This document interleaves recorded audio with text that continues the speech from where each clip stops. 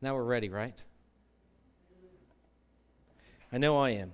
Exodus chapter 16 is where we're going to be this morning. You ever know anybody they were just not getting it?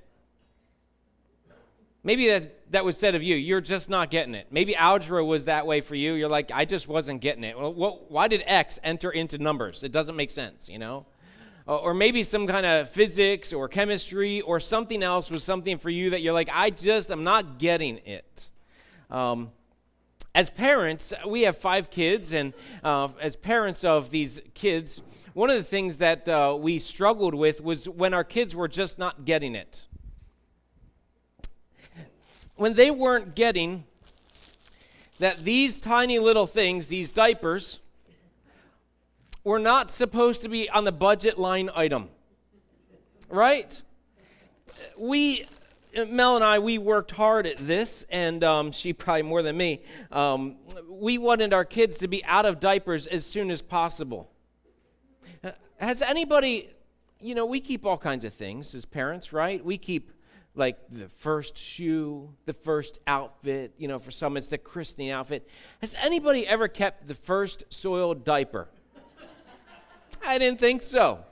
Because it's not a proud moment. It's just, yep, they did their thing, and sometimes we won't go into all of that. But here's the thing. We want for our kids to learn how to be potty trained just as quick as possible. And, the walking thing, they can take the time because we know as soon as they start to walk, we're in trouble, right? And the relaxing days are over, and we're proud of them when they take their first steps, but yeah, we can slow them down. But as far as potty training, the faster, the better. The faster, the better. If a 5-year-old is still in diapers, yeah, you spent a lot of money on diapers. And you would look at that 5-year-old and you'd say, they're just not getting it. We've introduced them to the bathroom. We had a special toilet seat for them. We had and they're just not getting it. And I would say our faith journey is similar to that. I would say our faith journey looks like we should not continue to be in diapers. Right? At some point, we should mature out of diapers, and our faith journey should go from, okay, we're in diapers, and that's the new thing for us, and we're, making messes and stuff like that, but at some point, we grow up to be toddlers, and we grow up to be mature in our faith. And my question this morning is your faith mature? Is your faith mature? And you say, well, I don't know. How would you define that? Well, let me walk you through that this morning. As a baby, we're totally helpless and we cry when we're in a mess, right? So the diaper needs changed, and there's no actions really that we do. We just sit there and cry about the poop that we're in. And that's being a baby. So baby faith looks just like that. A baby faith is, I've got a poopy mess around me, and I'm just going to cry because I don't know what to do with this. And you cry to whoever that you feel is going to help you with this mess that you find yourself in. And maybe it's your first, you've just come to Jesus Christ. You're just starting to walk with Jesus. And as you're walking with Jesus, things happen around you, circumstances happen. And you're like, I don't know what to do with this. And you're a baby Christian just saying, I need help. I'm just life's poop right now, and I just need help out of this. And I get that. That's part of the maturing process. But at some point, you get to be a toddler. And as a toddler, we become more aware of our needs, and we grow in trust, and in our actions, they show that we are changed a little bit, right? It's that there's less diapers. It's I'm in a mess, I become more aware of the mess that's about to happen. And so instead of allowing the mess just to come out of us or allowing the mess to be around us, we say, okay, stop. Mommy, I gotta go potty, right? So we become aware that something's wrong and something's about to happen, and if we do this, then it's not going to be good. And so we begin to pull back a bit, and we understand that we need to change the things that are going on around us. And it's a faith journey. That we are taking steps of faith and saying, okay, this caused a mess over here. This was not the best thing for me and my relationship with God. And so now, instead I'm aware, and so I'm trying not to continue in the path that I was on before. A mature person, a mature faith, our trust deepens. Our trust deepens and our actions then match. We trust what we've been taught. We trust what we know to be true. And so there's no diapers needed, right? I won't ask a raise of hands because that'd be embarrassing, but you don't need diapers today, right? I don't know, when you get older, maybe whatever, and maybe some of you are like, well, just in case, I don't know about that. We won't go there. But here's the reality. As you mature, the expectation is you mature into this point where you develop the disciplines to grow and to avoid the messes, and eventually you help others that are in a mess. That's the expectation. That's a mature faith. And I want your faith to mature. And I'm always looking at my faith and saying, is my faith really maturing? Because the tendency is to get lazy, and when we get lazy, here's what we do. We put on our pull-ups because we're like, I don't know if I care. Let's just kind of get lackadaisical about life, and let's just not worry so much about what might happen if I say or if I do, and I don't care so much, and we put pull-ups on just in case a mess happens. And we think that when we sow seeds that go a certain direction, that it can be avoided. It's kind of like winter camp several years ago. And there was a youth pastor here years and years ago, and after winter camp, Roger, who we did winter camp together, and so did the Zudis and others, we did camps together. And after camp, we got on the bus to come home. It was from Montrose, which is about a 3-hour ride. So Roger, who loves coffee, on that morning, he was highly disciplined to not drink coffee. Why? Well, that's an easy answer, right? And now I'm learning the older I get, if I want to go on a long drive, I'm not drinking coffee beforehand, right? You learn these disciplines. And now here's what happens with some. You're like, you know what? That's all right. It'll probably work out. Let's just drink that coffee. Let's have that taco. It doesn't matter. I'll just try this and see what happens. And you know full well what's happened before, but you ignore the ramifications, you ignore the results, and you back up your faith in a sense. You're trusting in God and following Him. You rewind the tape a bit. And here's what I find. I find that the longer you are in Christ, the easier it is to take steps back in your faith. Because you have a maintenance mode of going to church and doing the things that you know you should do, and on the outside you look fine.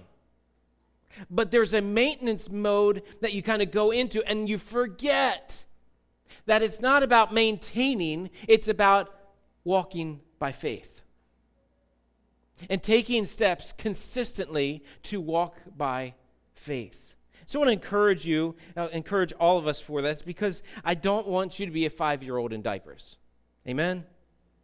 All right, there's a grumble there. Here's what faith literally means. People wonder, what is faith? What does that mean? Faith literally means trust. It's trusting.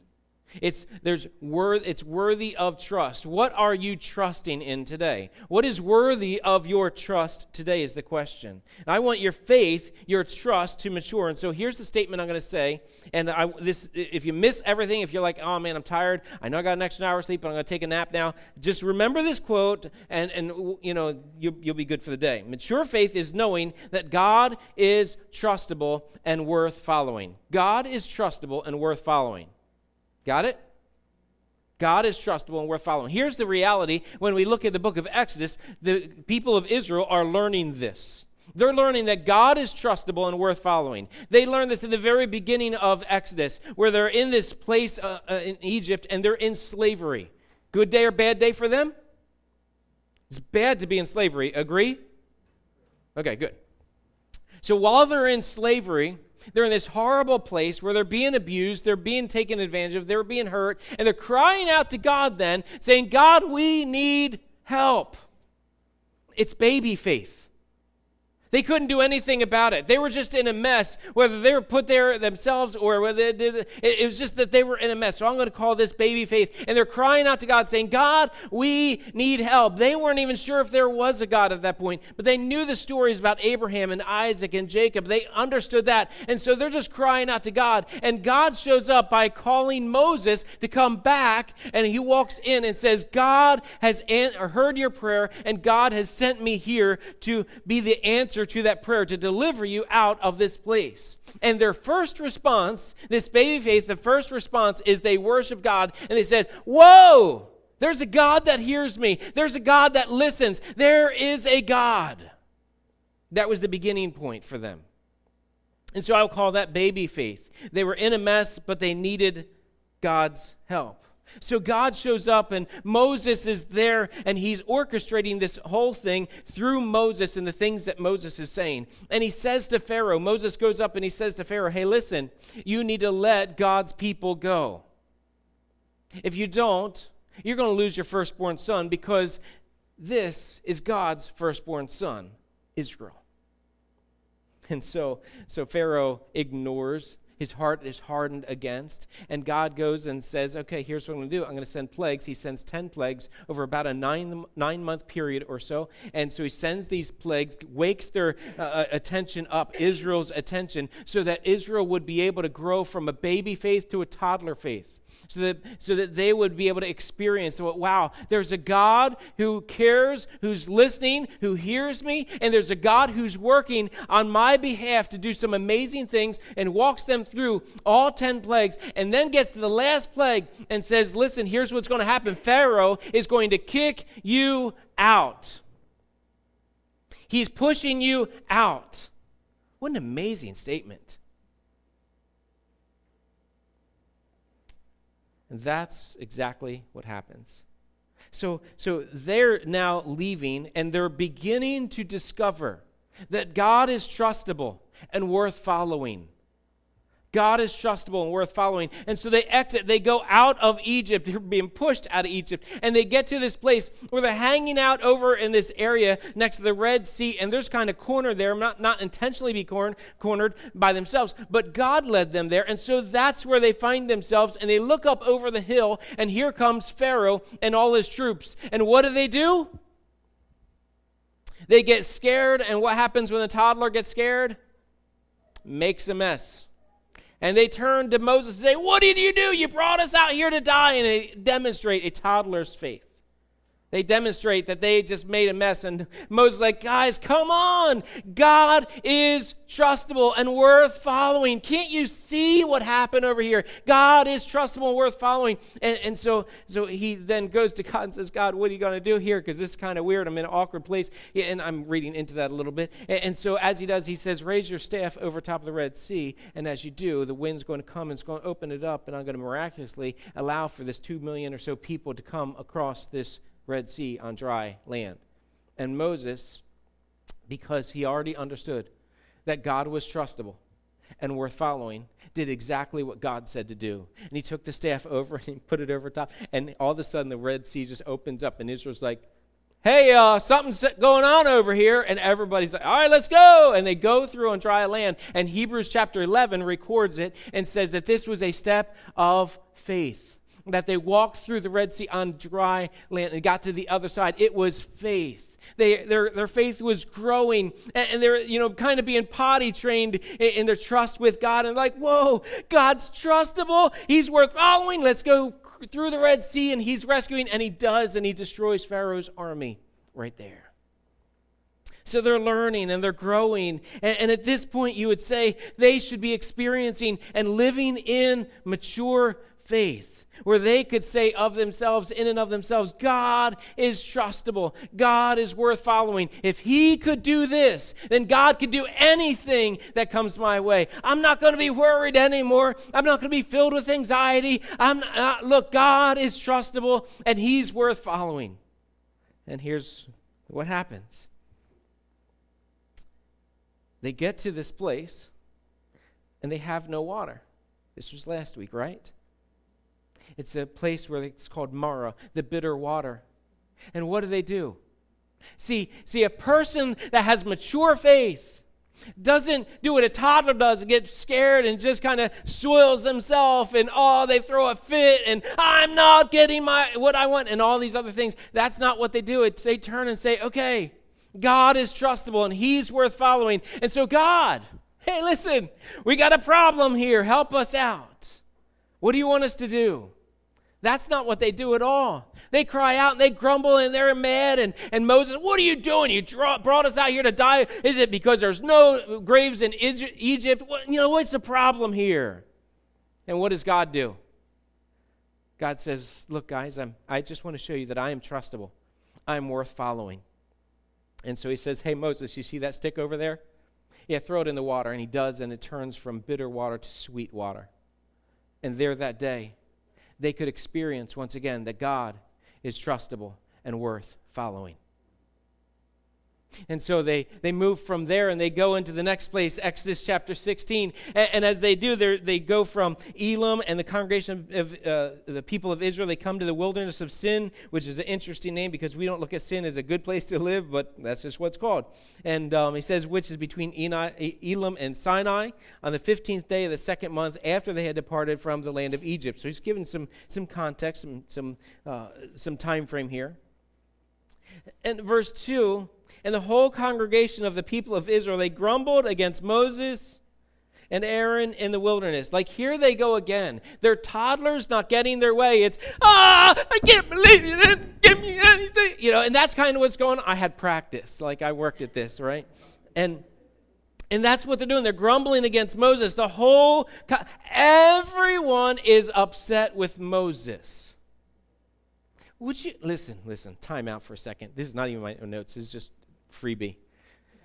Wouldn't you love to be Moses and lead this group of people? Phew. Anyway, back to my notes. All right. It says in verse 3, and the people of Israel said to him, would that we had died in the hand of the Lord in the land of Egypt, when we sat by the meat pots and ate bread to the full, for you have brought us out here in the wilderness and killed this whole assembly with hunger. By the way, these kinds of things are said all throughout the book of Exodus. There's several different times they say similar things. So I can keep preaching the same message, or I can just kind of solidify all of them right in this message. So that's what I'm going to try to do. Then the Lord said to Moses, remember what God's trying to teach them. God's trying to show them, I'm trustable and worth following. I'm trustable and worth following.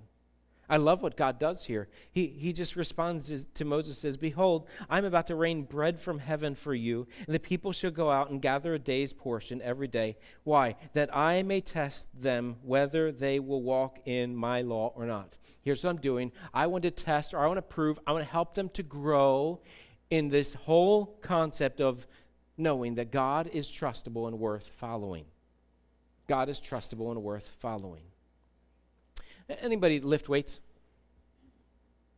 When I was a teenager, I know Sean does. I'd have Sean come up here and do this, but it'd be embarrassing. When I was a teenager, I liked to lift weights more than I do now. So I would do this bench press thing, where you're laying on the bench and you're benching all kinds of weight and you're trying to get up to your actual weight. And I did, and I got past the weight that I was at that point. I was like 128 pounds, so that wasn't that big of a deal. And I'm bench pressing, and I'm like, I can bench press myself. I'm up to 130. Whoa! And I thought I was big stuff and whatever, and I'm bench pressing, and I kept pushing. And here's what happened. There comes a point where you're pushing your limits. And so what do? Yeah, you get a spotter. You get a spotter that makes sure that the weight doesn't come down and crush you.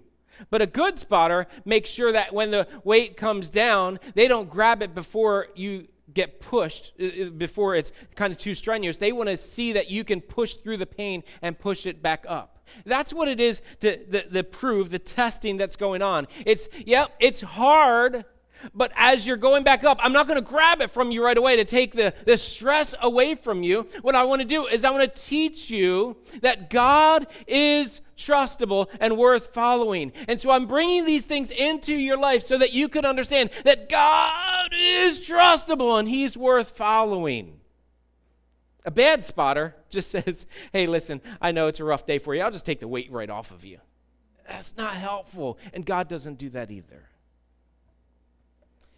So there they are, and God says, here's what I'm going to do. You see this movie, Cloudy with a Chance of Meatballs?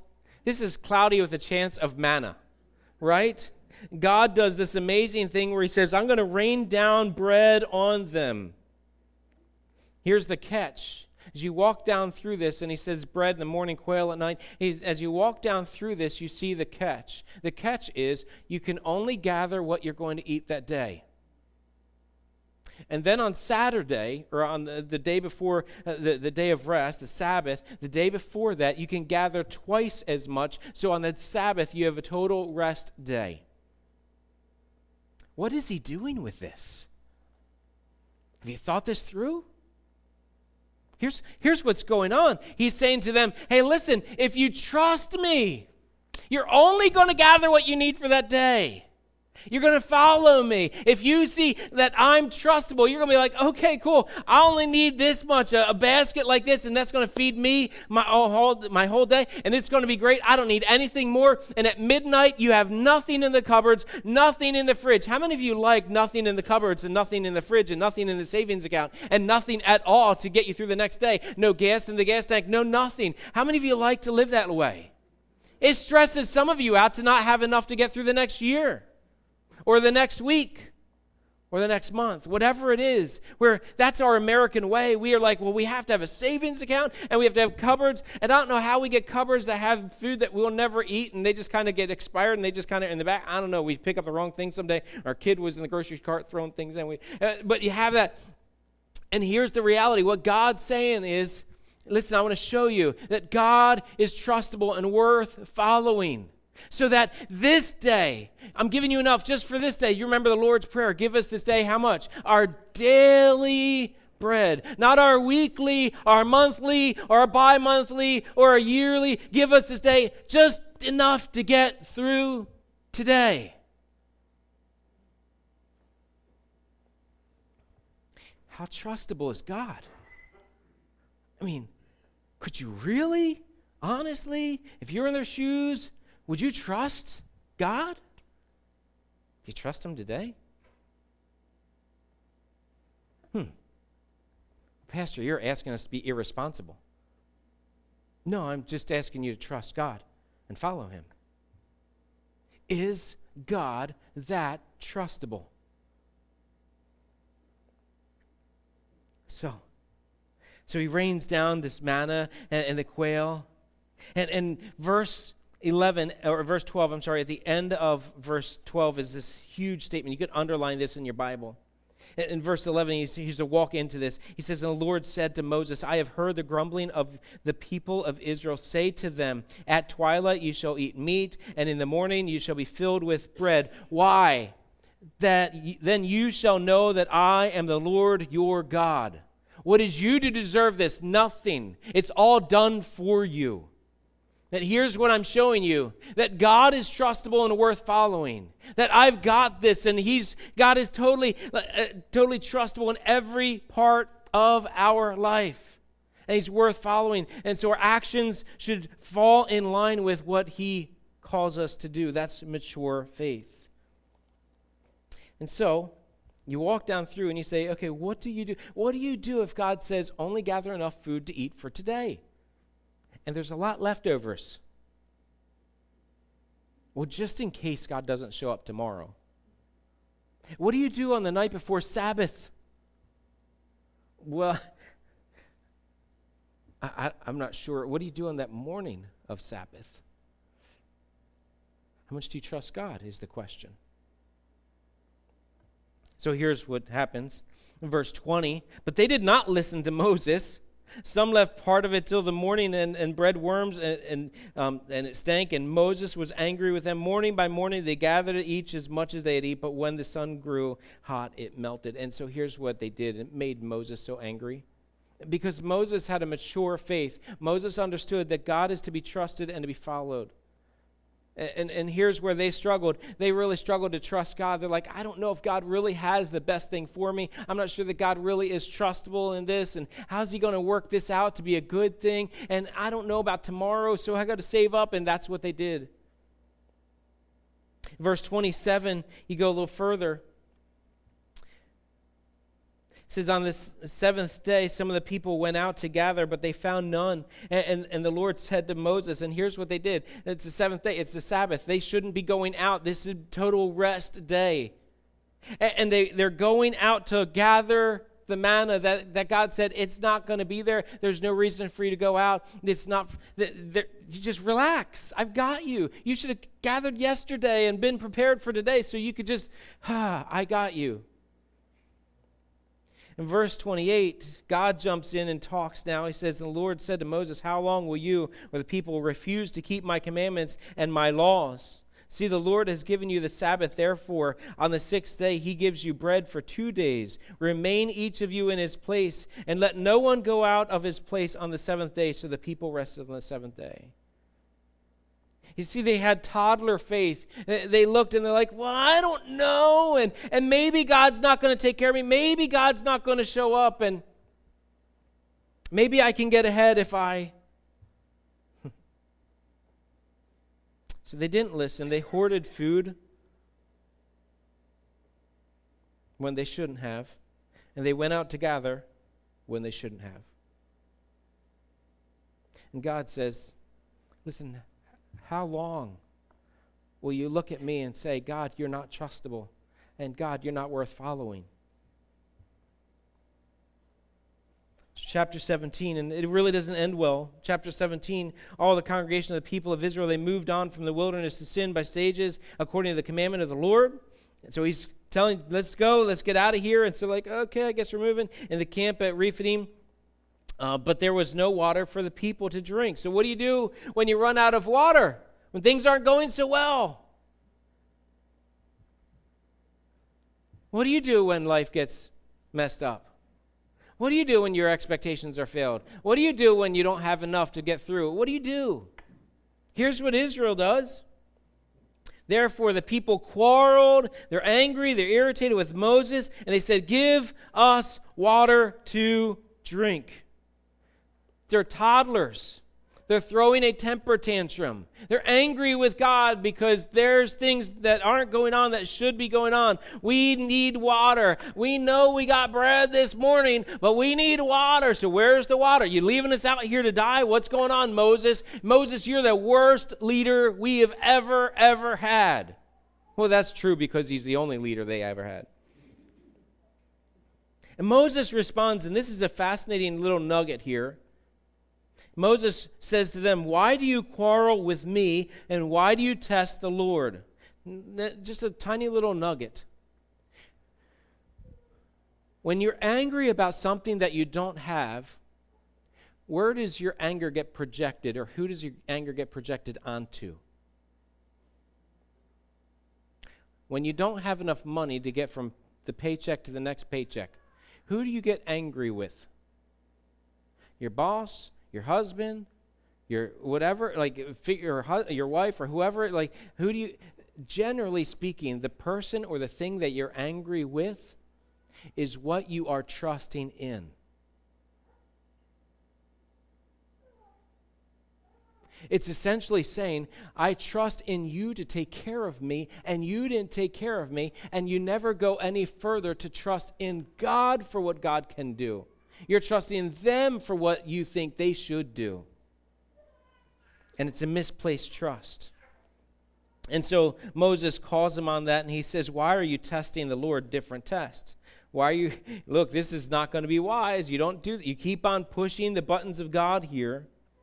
It says verse 3, but the people thirsted for water, and the people grumbled against Moses. They didn't back down. They were like, look, Moses, you're a failure. You stink. We can't stand you, like whatever.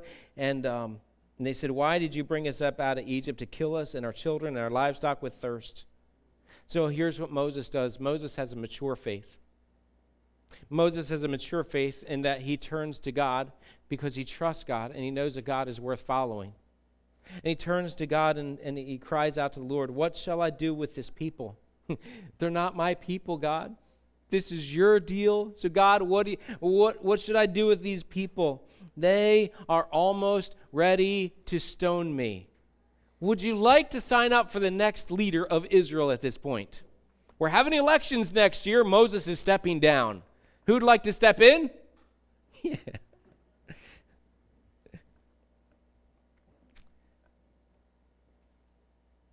It's fascinating.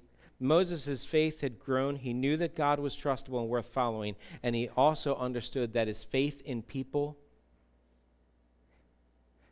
did not need to be nearly as high as his faith in God, because he understood that people would fail him.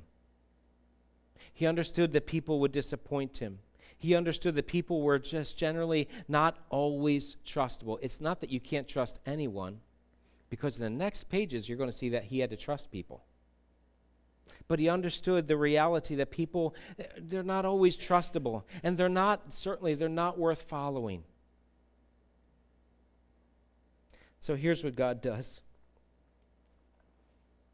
The Lord said to Moses, pass on before the people, taking with you some of the elders of Israel, and take in your hand the staff with which you struck the Nile, and go.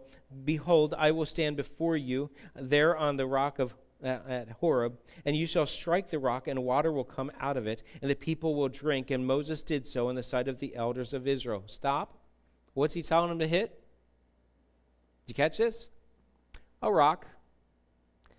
How many times have you hit a rock and water comes out?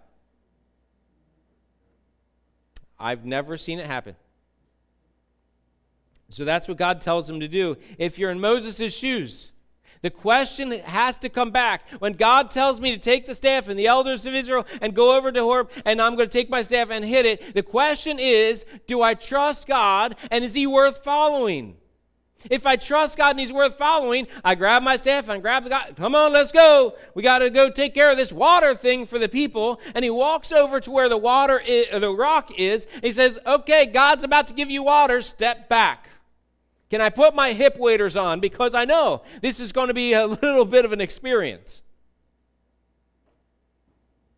In order for Moses to take that step of faith, his faith had to be so strong and so mature that he says, listen, I trust God that what God said will happen, and I'll hit the rock, I'll follow him all the way through. It doesn't matter. Even if the people look and say, what are you doing, Moses? I mean, what can possibly come out of a rock? We're thirsty. I love what Moses does. He turns, hits the rock, and water comes out. So he calls, in verse 7, he called the name of the place Massah and Meribah because of the quarreling of the people of Israel, because they tested the Lord by saying, is the Lord among us or not? Is God trustable? Is he worth following? That's essentially what this whole thing is about. A mature faith simply says, God is trustable and worth following. No matter what everyone else says, no matter what everyone else is doing, no matter what everyone says to trust, God is worth trusting and following. God is worth it. So here's what I'm going to do. If God says this is how I should do it, this is how I'm going to do it. He is worth following. I need to just take these steps of faith. A toddler says, I don't know, and you're going to step up and down and cry and whine, and you're all over the place because it's like, I'm not getting what I want. A baby just sits there and just messes themselves, right? Here's what I want for all of us. And the temptation is that we go backwards with our faith and we get kind of caught up in life. And I don't know if God's trustable because I had this really bad situation happen. And how can a bad situation happen? How can I walk up to bitter water and it turns sweet? How can I walk into life and not have water or not have food? And how can I have people that want to stone me? How can I have all these things and God still be good? But then God proves himself over and over and over and over and over and over and over and over and over and over and over and over and over again. 10 plagues, not one. He led them to the Red Sea. Why? To show that God is trustable and worth following. He brings them to Mara. Why? To show them again, over and over, that God is trustable and worth following. He brings them to a place where there's no food. Why? Because he's got cloudy with a chance of manna coming on. Because God is trustable and worth following. And he takes them to this place where there's no water. Why? Because God is trustable and worth following. Did you get it yet? So how mature is your faith? Are you still wearing diapers? Do you carry the diaper bag around and have pull-ups just in case?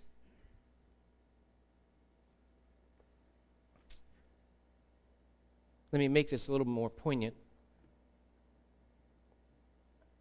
When you get a paycheck,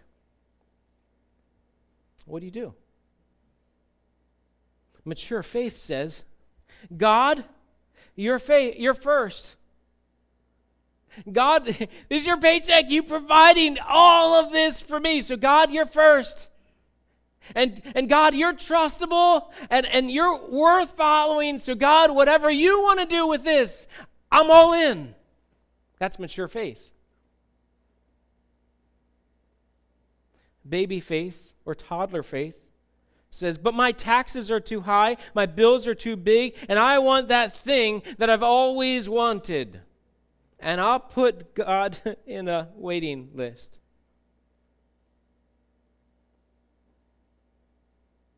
Mature faith says, God, because you're so trustable, I'll be disciplined to follow you in how I use this paycheck. And so I'm going to put you first, and I'll just follow you. And maybe that's not been the history in your life, and maybe you've had the toddler kind of way of doing things. Do you realize it's going to take some time to turn that around, to go the opposite way? Where you might need to say no to a whole bunch of things you've been saying yes to. But why would you do that? Why would you say no to the things that feel so great, that are so comfortable, and everybody else has them? Because God is trustable and worth following. In relationships, so I'll move away from the finances because you don't want to hear about finances, right? But you need to. In relationships, mature faith says, God, I trust you. And even though they hurt me, I don't really trust them, I will extend grace and forgiveness because you're worth following. Not because they deserve it, because Israel, they didn't deserve any of this, but God, you poured out your grace and your mercy and your love to them. Even when they grumbled, you kept on pouring out grace and mercy and love. And so God, you've called me to do the same thing. Even though people crucified you, you kept loving them through it. And so that's what you've called me to do. And I know they're not trustable. They're going to hurt me. And so I'm going to pour out grace because God, you are trustable and you are worth following. Baby faith says this, or toddler faith says this, I don't trust anyone. I hear that all the time. I get it. You've been around it long enough and you get cynical with people. You're just waiting for them to hurt you again and again and again. It seems like that's the repetition. But the question is God trustable? Is God worth following? Moses is standing there in front of Israel, and what does he say about Israel? Hey, God, we got a problem here. I think they want to stone me. Later on, they do pick up the stones, by the way.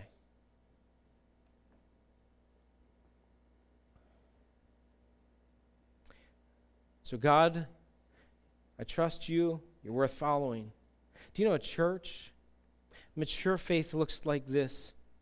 Says, God, I trust you. Even though I'm tired and I want more money, I'll follow you and come to church so I can learn and serve you. I'll come to this place to gather with these people that we don't always see eye to eye with, and sometimes people just get on my nerves or whatever. And so I'm coming to this place to hang out and to learn more about you and for me to look for ways to serve you better. And so, God, I'm putting you in that aspect. I could have slept in. I could have worked, and man, oh man, if I worked, I could have made more money over here, and it would have been better, and a double time on Sundays or whatever. And maybe that's the story behind where you're at. And, I had a really rough week, and I worked a bazillion hours, and I need this. And God's saying, no, what you need more than that extra hour of sleep or whatever that you might be getting is you need to be fed God's word, and you need to be a blessing to God's people. Why? Because God knows that's what's best when the church is what the church is supposed to be, doing what we're called to do. Not slacking off and being like, well, it's just too hard. I'm just going to wear pull-ups. I mean, it's too much work to oh, man, and that pastor, sometimes he's so long-winded. I know, I like to talk. But it's about God's precious word. And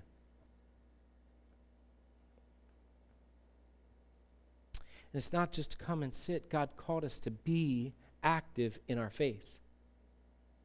To step out and to walk with him and do what he's called us to do. This week, Andrew and I went up to this conference in Lancaster, LCBC church up in Lancaster. They did this one-day conference. It was a really cool conference, and we had a break time around 2 o'clock or so, and he ran out to his car to grab something, and I'm eating. They had pretzels, and I'm just kind of eating. And there's this other guy that was over there in this atrium of this church, and just said hi to him, started talking. It's kind of what I do, and I like to talk to people a bit. And so we're just making conversations. Hey, come on over and sit down. And I didn't know anything about him or whatever. And he said, oh, yeah, I go to this one part of this church here and stuff. And I got to know him a little bit more, got to hear a bit more of his story. And here, he had worked at IBM for a bunch of years. But God got a hold of his heart about a decade ago or so, and he wanted to give more to God. And because he had a burden for the people that didn't know Jesus, he just said, God, what can I do to free up more time for you? So he left that job, and he bought these storage units. And decided I can be an entrepreneur and have all these storage units, and people will pay to store their junk in these storage units, and I'm going to make enough money that I don't have to work all the time. It's really a funny concept. And him and his wife decided to live on as little as possible so that they can minister as much as possible. And so we're just having this casual conversation. He's not trying to bring airs upon and bring attention to himself. I'm just having a casual conversation. And I said, wait. So how much time do you spend doing ministry stuff? Because he serves on a college campus, ministering to young people. He serves at the church, doing a couple ministries there, and he serves at a couple other places. And he's just busy doing all this serving because he wants to lead people to a saving knowledge of Jesus and teach people that God is trustable and worth following. And he said, well, I pretty much have about 70% of my week is dedicated to ministry time. I'm like, what? You know what that did to me? It just showed me a man with giant faith. Where he said, I get it. I'm not a pastor. I'm not paid staff anywhere. I dedicate as much of my life as God allows me to have to show other people that God is trustable and worth following. And if I can cut my finances down, and his wife, they worked on living on less and not getting all this and everything, and replacing the things that worked with something else that was newer that worked the same, that's kind of what we do. And instead of doing that, he said, here's what we do. We want to live as basic as we can so that we can reach as many people as possible and go and tell them that God is trustable and worth following. And I want for that story to be our story. Maybe you don't go buy storage units. That's not what I'm saying. But that you find that God is so trustable in your own heart that you say, here's what I'm going to do. Instead of going this direction,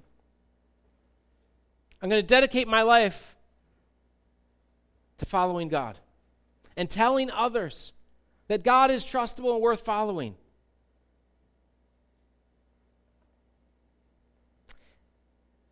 And I just have to warn you. The natural tendency of every Christian, the natural tendency is to go back to diapers.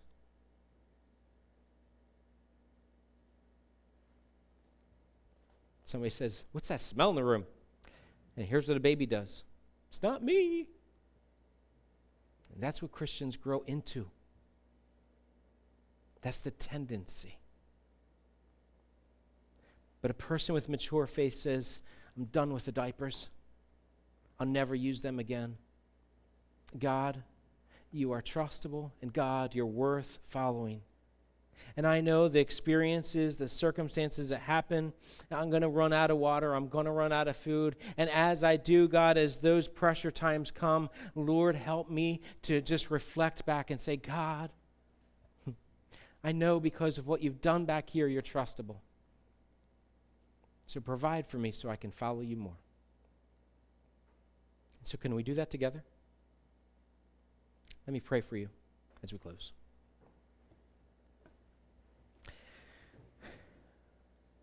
Lord, thank you for this reminder.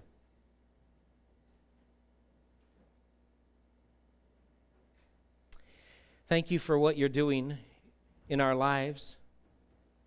And Lord, you've taught me over the years that you're trustable and worth following. And Lord, I know the temptation is to put the pull-up back on at times and just kind of go into maintenance or neutral mode. So Lord, in my life and in all of our lives, help us, God, to take real steps of faith. That we would understand that you are trustable and worth following, and that, Lord, with our finances, we'd put you first. With our time, we'd put you first. With our ministries, we'd put you first. With every part of our lives, we'd put you first. So that, Lord, we would truly be one that loves you and loves others. And we would experience a mature faith. God, I pray your blessings upon us as we take steps of faith. And, Lord, I pray that you'd make us aware when we're taking steps back. And we thank you and praise your name. Through Jesus I pray. Amen.